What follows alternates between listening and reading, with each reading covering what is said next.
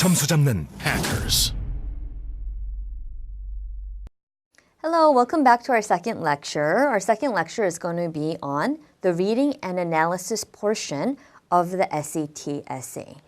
When you read and analyze the author's passage, you're going to have to keep in mind that you have to use direct quotations and indirect quotations. You're going to have to learn the difference between these two. Afterwards, you should learn how to use mixed quotations and then actually learn how to briefly summarize the author's points. So we're going to go over the different types of quoting methods. After that, the second part of this lecture, we're going to go over the techniques that the author uses to build his argument.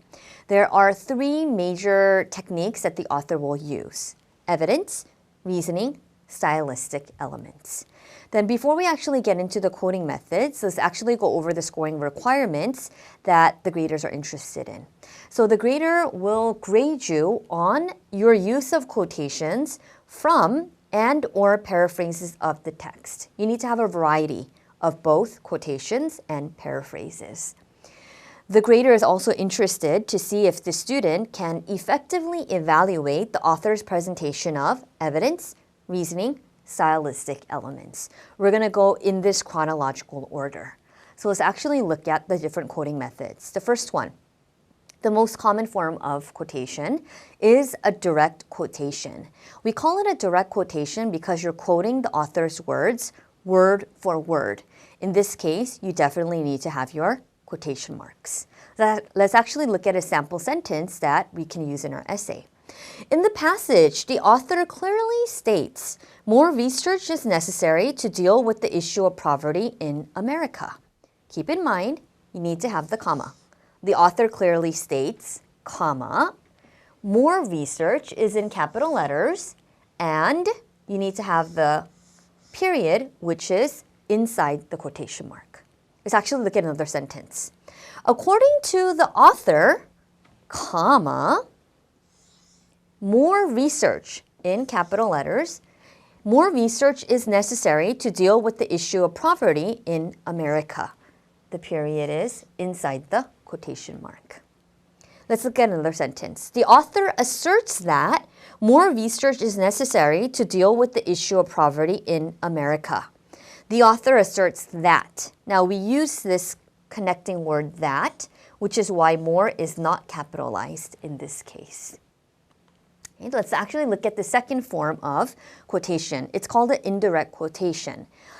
Indirectly quoting the author's words means that you are paraphrasing. So in this case, you do not need your quotation marks. Let's actually look at a sample sentence. Henley explicitly argues that the government remains largely ignorant and unresponsive to the preferences of the citizens which it represents. Now the author's name, Henley, explicitly argues that, and after that, we have our paraphrasing. Now this is paraphrased from the passage, so we didn't put it in quotation marks. We actually changed it into our own words. You could start your sentence in a different way.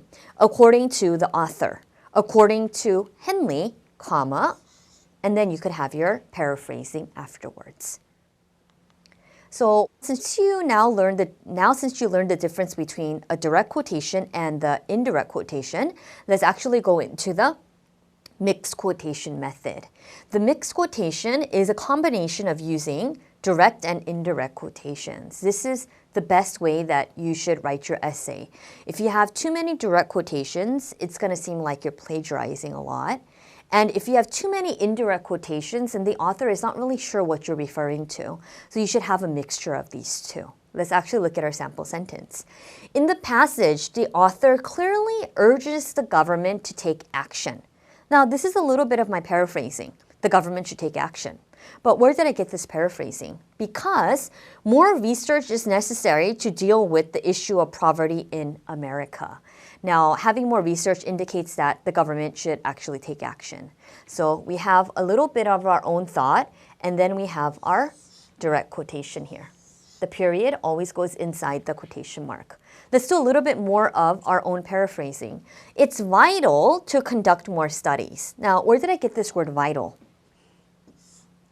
Because the quotation said it's necessary. So instead of writing the word necessary, I'm going to use words like it's vital, it's essential to conduct more studies. Now the quote actually said more research, but instead of writing conduct research, I wrote conduct more studies. I'm referring to the quote in my own words on low-income households. Now, why would we need studies on low-income households? Because you have to research on low-income households to figure out the issue of poverty in America. So keep in mind, you should use a quotation mark, a direct quotation, but at the same time, you should have your own paraphrasing. Now, the last method. It's a brief summary of the author's points, and they usually do this in the beginning of the paragraph, which is your topic sentence, or at the end of your body paragraph, which could be considered a summary statement or a restatement. Let's look at our sample sentence. The author begins the passage by, obviously this would be a topic sentence because we're talking about the author beginning the passage, by describing a painting and then assesses its relevance in the history of modern art. So we're just summarizing the author's points. It's not necessarily paraphrasing a certain sentence. We're just wrapping up, summarizing his main point, which is describing a painting and then assessing its relevance. Okay? Keep in mind that when you have a direct quotation, an indirect quotation, a mixed quotation, or the brief summary method, your opinion is not important. You always need to talk about the author's point. So a lot of students, they might write in their SAT essay, I agree with the author's claim, or I disagree with the author's main point.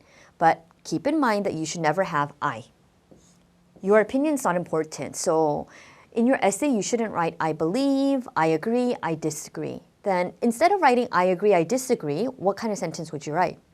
The author builds a persuasive argument that, and then you would state his main point. So keep in mind that your opinion does not come out in the sentence. Then you're going to have to use a lot of adjectives. The author builds a persuasive argument. The author builds a sound argument. The author builds a compelling argument. The author builds a credible